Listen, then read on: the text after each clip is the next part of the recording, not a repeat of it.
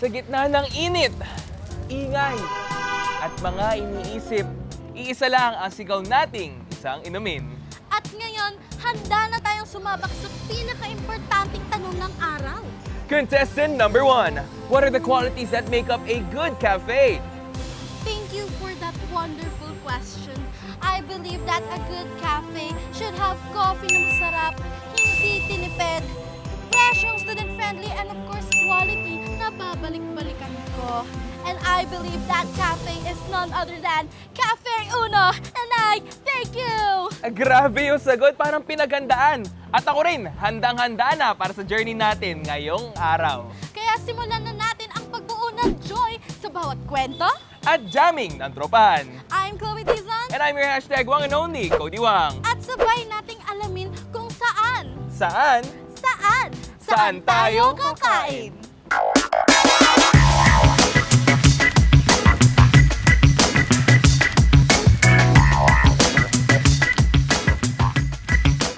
Cafe Ono create year 2022. It was from the word Purok, which is located in Alabang.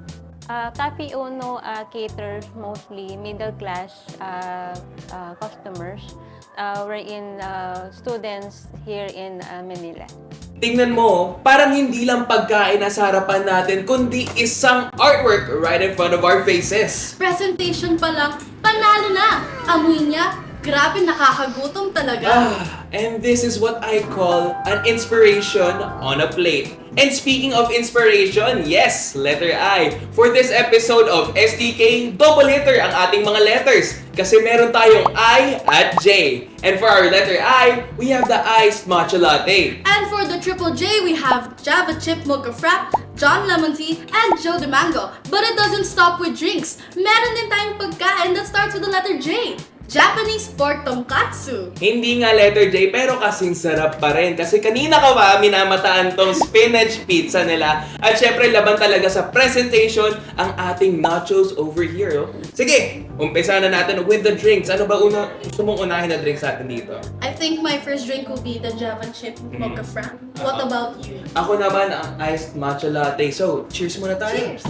Yan. Sige, try mo muna yung sa'yo. Okay. Okay, I am a big matcha fan, hindi lang dahil performative. Hindi naman. Mahiligan talaga sa matcha, and I guess favorite color ko talaga is green. So I'm really interested and curious as to how, yung lasa nito. Kamusta naman?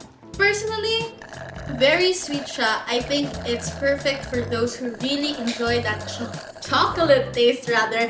And it really gives off a creamy feeling sa mouth mo with the whipped cream and the chocolate syrup. And I think it just goes very well. Lalo na kung mahilig ka sa matamis at sa kape. What about you? Ito, very creamy talaga yung iced matcha latte. You know, again, sinabi ko, very particular talaga ako sa ating mga matcha ngayon kasi ang daming lumalabas na matcha places. Pero this one, it's a spot talaga eh. And it's something that I really would recommend para sa ating mga matcha lovers out there. So, ano naman yung tinatry mo ngayon? What's that one? Right now, we have the John Lemon Fruit Tea. And one thing for sure, it is very refreshing. Talagang, you can compare it to a lemonade, but at the same time, with that hint of whiskiness of tea. Whiskiness? Yes. Kakaiba yun okay? Masarap siya. What about you? Eto, tinry ko naman yung, Joe de Mango. Yes, Joe de Mango. Very interesting name, by the way. Joe de Mango, eto tinry ko siya, and may pagka-sparkling flavor siya eh. Para siyang cola in a way. Hindi ko alam kung ano nilagay nila, pero again, paborito ko din ang mango. So that's very refreshing. Isa ako, kung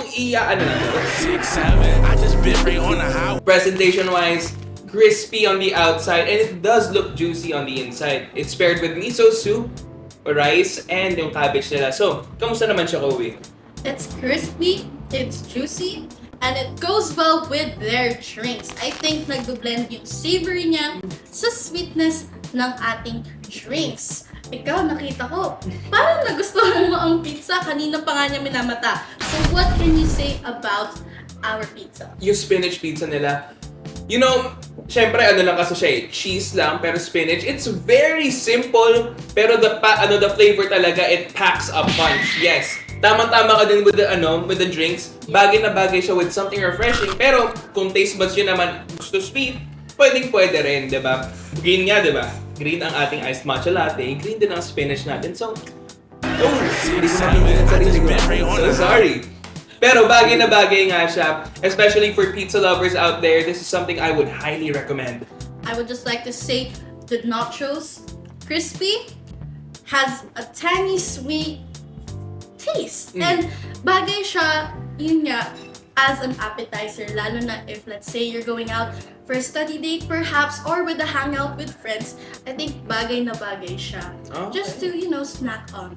And parang dito sa lahat ng mga pagkain na pinapakita sa atin, and the whole overall vibe of the place, bagay na bagay dito mag-hangout with friends, maybe study sessions, oo, pero ang bigay niya talagang yung vibe niya talaga sa akin is something very cozy and very relaxing. At dahil sa mga inumin na ito, ang ating mga iniinda na gawain at pinoproblema ay unti-unting nawawala. Napakatalinghaga naman, Cody. Kitang-kita sa mga mukha natin na we are refreshed and invigorated thanks to Cafe Uno. Invigorated, I like that, Koey. At alam mo ba, naniniwala ako sa kasabihan na kung kinakailangan ng sigla natin, tumingin-tingin lang tayo sa lansangan natin at makakahanap tayo na makakapagbigay ng joy sa ating araw. What an eloquent and jovial answer from our contestant Esther ang ating Cody Wang. Kaya naman from drinks to small treats, we can say na solve tayo for today. That's why we can say na Cafe Uno deserves a Saan Tayo Kakain Approved Sticker! And I thank you. Once again, it has been your hashtag one and only, Cody Wang. And I am Chloe Dizon, and by now alam niyo na kung saan Saan tayo kakain.